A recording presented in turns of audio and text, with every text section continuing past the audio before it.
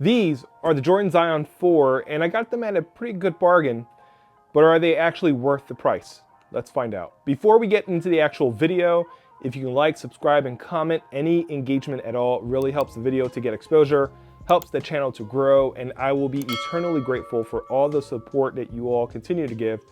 But without further ado, let's get into this review. Now, the Zion 4 is a pretty interesting shoe just because this is a shoe that came out earlier in the year, around spring 2025. We are in currently August 2025, but this is a shoe that was pretty intriguing just from a cushioning perspective. This is actually featuring like a dual density setup or a dual cushioning setup. So you actually have Cushlon 3.0 in the form of a drop-in midsole, and that's something I've talked about in the past. Drop-in midsoles are something that I love, and it is from series players only that kind of like really dives into that world. But Zion 4 utilizes a Cushlon 3.0 drop-in midsole, and then below that is actually a full-length Zoom Strobel setup that is stitched into the bottom of the shoe, and it is incredibly noticeable. Underfoot is very bouncy and things like that. So the Cushlon provides a little bit of a firm, soft setup. It's very stable.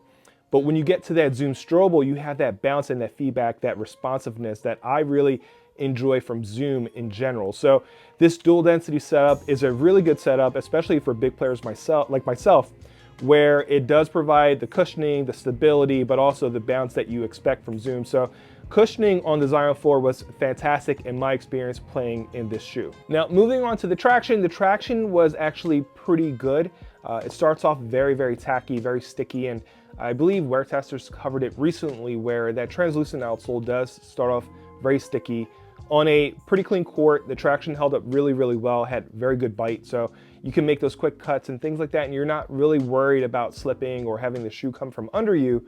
It really gripped the floor really, really well. Now, where I don't know if it will perform well is on a dusty court. Translucent outsoles tend to be a little bit fickle when it comes to just its tackiness and its bite and things like that. So on a dirty court or a dusty court, you may have mixed results, but from my experience on a relatively clean court, especially right out of the box, these were incredibly tacky and bit the floor really, really well, and it gave me a lot of confidence to make those cuts that I needed to make. Now, where things start to kind of like fall apart in a way is on Nike's website, they make a recommendation to go a half size up. So I went a half size up from my true size, which is a size 12 in Nike, and I went to a 12.5 US.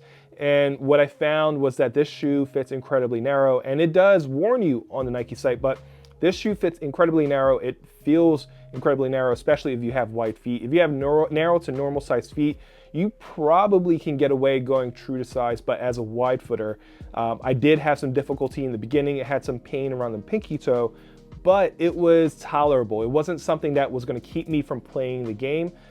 It was something that I could tolerate throughout my duration in the shoe, but it is something to keep note of. If you're a wide footer, you're probably going to have some issues. What I did and what I highly recommend is untying the shoe completely right to the bottom lace and retying the shoe with your foot in the shoe. That's not something I usually do. I'll untie the first few laces and then tighten the shoe. But in this case, because of how narrow the shoe is, I unlaced it all the way to the bottom, relaced it, and had a pretty secure fit. It didn't fit one-to-one. It was, like I said, a narrow fit. But again, if you are a narrow to normal size foot, go true to size. If you are a wide footer, definitely go up that half size.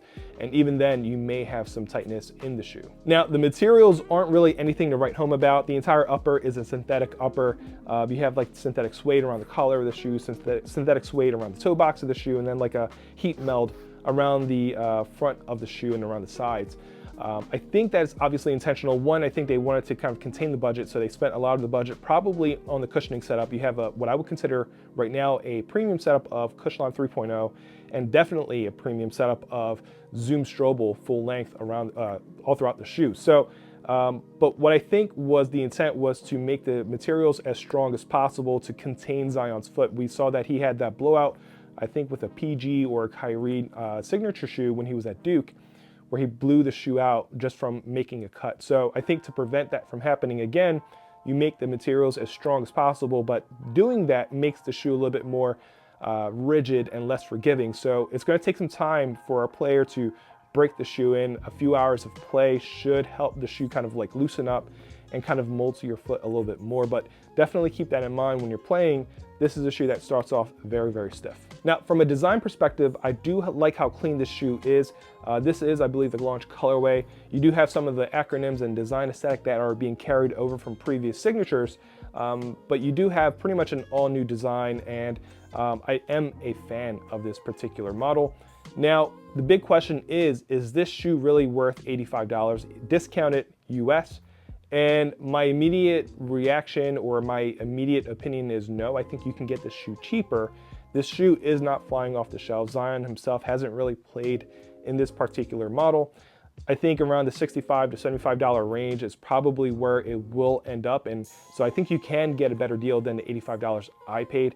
But at that point, $65 to $75 is definitely worth it, especially what you get in return. You get full-length Zoom, you get full-length Cushionon 3.0, 2 premium cushioning setups in one shoe, and at $65 to $75, that is a pretty good steal. So I would wait a little bit longer, wait for them to get a little bit cheaper. They are sitting on the shelves.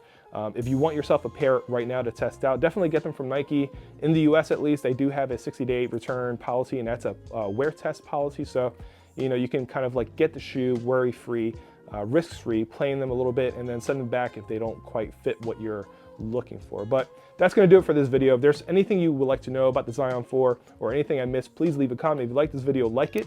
If you didn't like it, dislike it. But if you really, really liked it, please hit that subscribe button. Tell a friend who might be interested in this type of content. Thank you all for watching, and you have a great day.